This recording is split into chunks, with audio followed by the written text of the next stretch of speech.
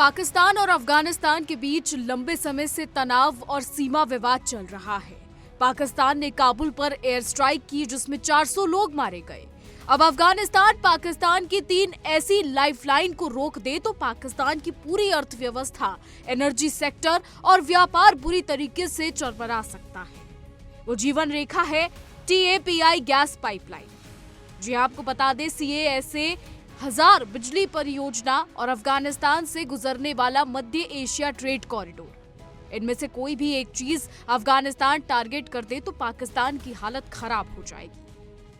आपको बता दें कि TAPI यानी Turkmenistan, Afghanistan, Pakistan, Bharat gas pipeline Pakistan के लिए बहुत ही ज्यादा महत्वपूर्ण है। रिपोर्ट्स के मुताबिक ये पाइपलाइन अफगानिस्तान के रास्ते गुजरती है, पाकिस्तान को सस्ती प्राकृतिक गैस देती है। पाकिस्तान पहले से ही गैस की भारी कमी से जूझ रहा है, हर साल अरबों डॉलर का आयात करता है। अब ऐसे में अगर TAPI से पाकिस्तान को सालाना 3.5 बिलियन क्यूबिक मीटर गैस मिलने वाली थी, जो उसकी ऊर्जा जरूरतों को काफी हद तक पूरा कर सकती थी। अगर अफगानिस्तान इस पाइपलाइन को रोक दे, हमला कर दे या निर्माण नहीं होने दे तो पाकिस्तान का संकट और गहरा हो जाएगा।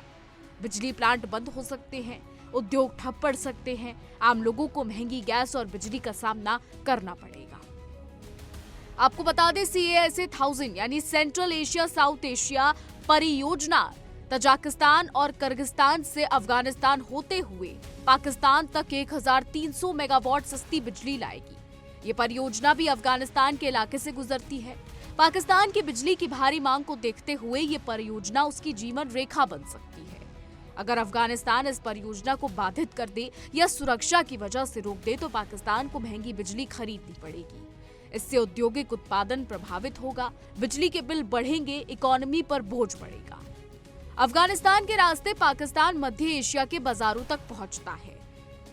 तोरखम और चमन बॉर्डर से गुजरने वाला ये ट्रेड कॉरिडोर पाकिस्तान के निर्यात का बहुत बड़ा हिस्सा है।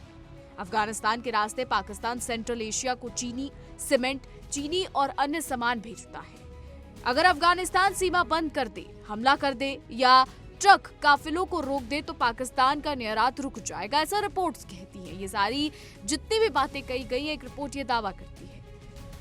अब इन सबसे विदेशी मुद्रा की आमदनी घटेगी, उद्योग प्रभावित होंगे और अर्थव्यवस्था को बड़ा झटका लगेगा। बता दें, अफगानिस्तान में तालिबान सरकार है, पाकिस्तान के साथ उसके संबंध अच्छे नहीं हैं।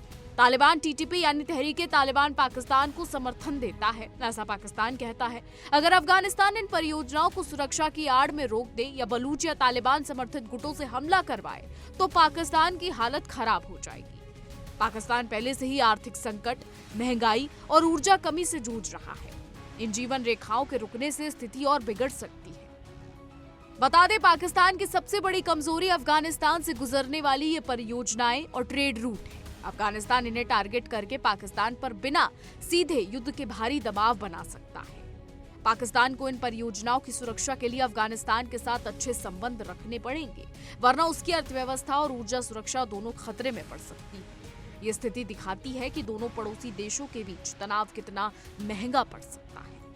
आपको बता दें, पाकिस्तान और अफगानिस्तान के बीच अभी हाल ही में कई भयानक और हिंसक झड़पें हुई हैं। पाकिस्तान ने एयर स्ट्राइक की, वहीं अफगानिस्तान के तालिबानी लड़ाकों ने भी पाकिस्तानी चौकियों पर ताबड़तोड़ हमले किए, जिसके बाद तालिबान की तरफ से ये कहा गया कि जब हमले हुए तो पाकिस्तान के सैनिक वहां से भाग निकले, यानी चौकियां छोड़कर भाग गए। एक तरफ ईरान इजराइल का युद्ध चल रहा है, दूसरी तरफ पाकिस्तान और अफगानिस्तान के बीच भी युद्ध जो है वो जारी है। हालांकि इसे युद्ध न कहे कि अगर भयानक झड़पें कहें तो वो भी ठीक होगा। तो इस वक्त पाकिस्तान और अफगानिस्तान के बीच में हिंसक झड़पें हो रही है। कई लोगों की मौत पाकिस्तान में भी हो चुकी है, कई लोगों की मौत अफगानिस्तान में भी हो चुकी है। बॉर्डर के पास जितने भी गांव और जितने भी लोग रह रहे थे वो इस वक्त दहशत में है, क्योंकि वो नहीं जानते कि कब क्या हो जाए। एक तरफ पाकिस्तान अपनी हरकतों से बाज नहीं आ रहा है, वहीं अफगानिस्तान भी लगातार पाकिस्तान पर हमले कर रहा है। पाकिस्तान ये कह रहा है कि अफगानिस्तान TTP के लड़ाकों को पनाह दे रहा है, वहीं अफगानिस्तान का ये कहना है कि अफगानिस्तान TTP को सपोर्ट नहीं कर रहा है। तो एक तरफ खाड़ी में युद्ध चल रहा है तो दूसरी तरफ पाकिस्तान और अफगानिस्तान के बीच भी भयंकर झड़पें हो रही हैं। ऐसे में पाकिस्तान क्या कुछ करता है, क्योंकि पाकिस्तान में पहले से ही कंगाली है। अभी कुछ ही समय पहले पाकिस्तान में सब्जियों के दाम इतने ज्यादा बढ़ गए थे कि आम लोग रोजमर्रा की सब्जी खरीदने के लिए भी कई बार सोच रहे थे। दूसरी तरफ एक रिपोर्ट ये भी दावा करती है कि पाकिस्तान के पढ़े लिखे लोग, फिर चाहे डॉक्टर्स हो, इंजीनियर्स हो, वो पाकिस्तान से बाहर भाग रहे हैं, यूरोपीय देशों में भाग रहे हैं नौकरी की तलाश में, क्योंकि पाकिस्तान में नौकरियां नहीं है। लोग पाकिस्तान में रहना नहीं चाहते, यानी पाकिस्तान की खुद की आवाम अपने देश में नहीं रहना चाहती। इससे ये तो साफ है कि शहबाज शरीफ और आसिम मुनीर सिर्फ अपने ऐशो आराम में पैसा लगा रहे हैं, ना कि पाकिस्तान को उभारने में। पाकिस्तान की अर्थव्यवस्था जिस तरीके से डगमगाई हुई है, उससे यही साफ होता है कि शहबाज और मुनीर सिर्फ शाही उड़ानों में पैसा बर्बाद कर रहे हैं। IMF से लोन ले रहे हैं, लेकिन ना तो वो देश के काम आ रहा है और ना ही आवाम के काम आ रहा है। वो लोन कहाँ जा रहा है, वो पैसा कहाँ जा रहा है? क्या मुनीर की शाही उड़ानों में जा रहा है या फिर शहबाज के शाही शौकों में जा रहा है? ये तो खैर आने वाला समय ही बताएगा। लेकिन इस वक्त अफगानिस्तान और पाकिस्तान के बीच हालात ठीक नहीं है। फिलहाल हमारी आज की रिपोर्ट में बस इतना ही। देश और दुनिया की तमाम बड़ी खबरें जानने के लिए देखते रहिए इंडिया डेली। देखिए इंडिया डेली 24/7 अब आपकी स्मार्ट टीवी पर।